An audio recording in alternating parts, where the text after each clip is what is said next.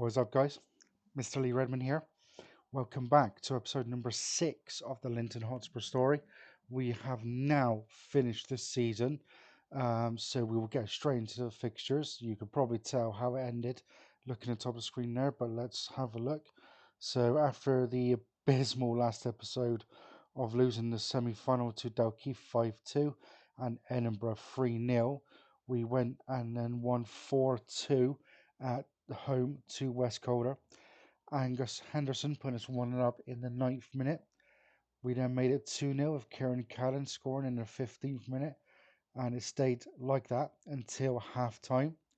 Archie Baird made it 3-0 just after half time, but then a couple of minutes later, Ross Black made it 3-1. West Calder then made it even more of a tight game with a second goal through Maheli Coena, I think I say that, who scored in the 67th minute. However, in the dying seconds, Mark Muirhead made it 4-2 to take the win. Coupled with the fact that Harthill Royal lost that day, we then went and won the title. Pity we couldn't do it in the game before, but yeah, we got there in the end with a 4-2 win. We then celebrate that by winning 3-2 at House. Liam Strong put us 1-0 up in the 23rd minute. Tommy Duncan actually equalised for House just after the half-hour mark, and that is actually how it ended at half-time. Kieran Cadden made it 2-1 in the 55th minute. We then made it 3-1 through Jordan Elliott, but the Liam I don't even know how to say Runciman actually scored in the 79th minute to make it 3-2, but we held on for the win. We then beat Harthill Royal 3-2. We actually went 1-0 down in the 5th minute through Gary King, but Kieran Cadden, just after the half-hour mark, made it 1-1, and that is how it ended at half-time. On the hour mark, Liam Strong made it 2-1, and then Daniel McLeod with a stereotypical penalty for him in the 84th minute made it 3-1.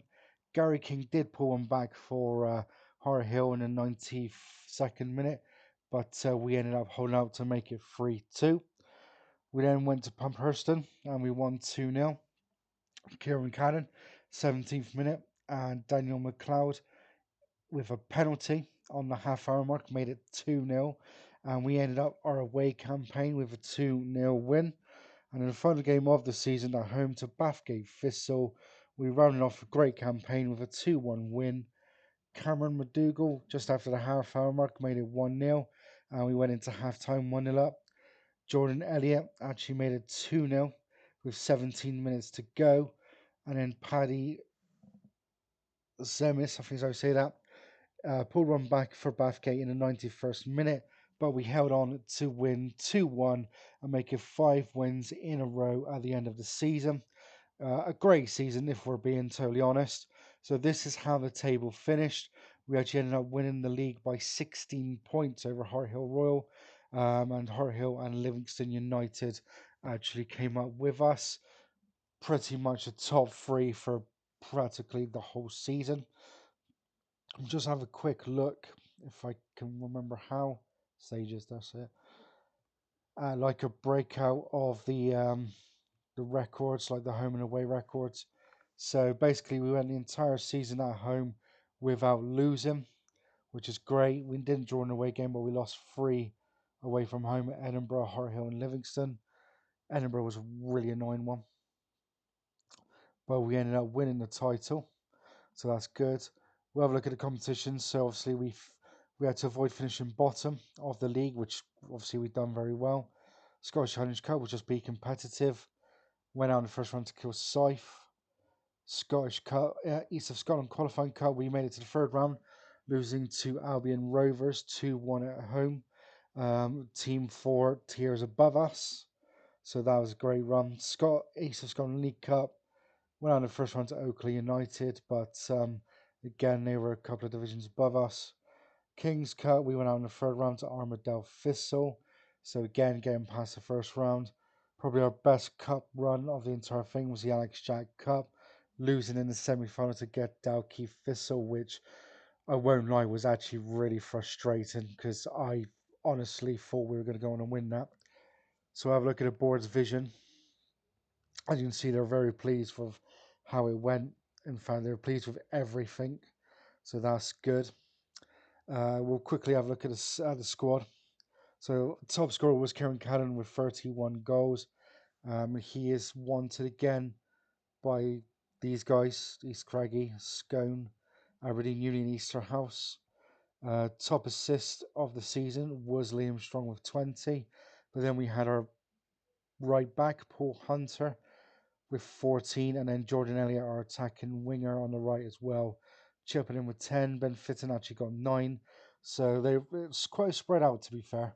The goals were bits were spread out as well. Jordan Elliott getting 15, Liam Strong getting 13, and McLeod and Fitton getting 11 each, which is actually a lot more in double figures than I actually thought, to be quite frank.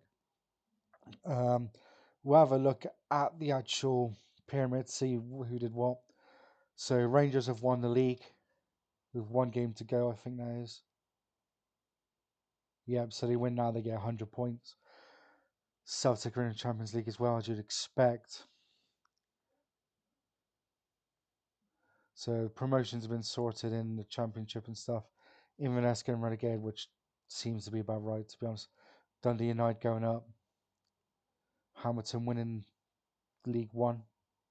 Edinburgh and Annan going down. We've got Stenhousemuir coming up with 4-4. East Fife actually losing to Borough Rangers in the playoffs, so a non-league side is coming up. Skip that bit. So as we saw, Borough won the Highland League, and the Lowland League was won by Hearts B.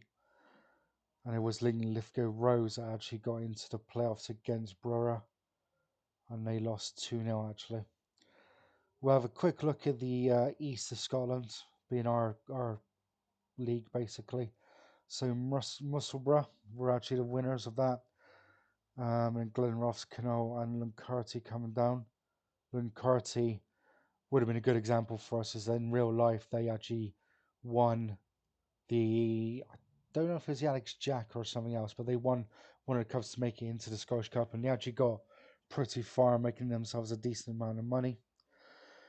So 3 teams that will be playing next year are the East of Scotland First Division's relegated sides, which are Kirkcaldy, Oakley, who we actually lost to, and the Vale of Linton, who actually won a game at Oakley.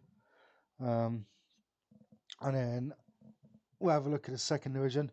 These are the majority of teams we're going to be playing. So we're going to be playing Dalkeith again, Edinburgh, Boness, Athletic, Edinburgh South, Tweedmouth, Burnt Island Shipyard, Thornton, Newburgh Juniors, Kennaway, East House Lilies. And then obviously it's going to be us and Hart Hill and Livingston coming up. So it'll be interesting to see what that's like for us next season. We'll have a look at our finances. They're not great, as you can see. In debt, but 700 quid by the end of the season, so we're not going to be making much money. We did have a bit. We got paid like £6,000, I think it was, £6 or £8,000 for prize money halfway through the season. I don't know why, but yeah, that was a really weird one. Not quite sure what happened there. So we're not potentially going to be able to do much without any money. I mean, the wage budget's gone up, which is good. One thing I have asked is, I mean, it's not there, but I have actually asked for um, what's it called, a reserve team, because we don't actually have a reserves or an actual youth team. We do have youth intake day. I haven't actually had a look at them yet, so I'll probably have a look at them in the next episode. But like I said, from here on in, we will cut down the episodes. It's probably going to be 5. So the first one will actually be like a transfer special.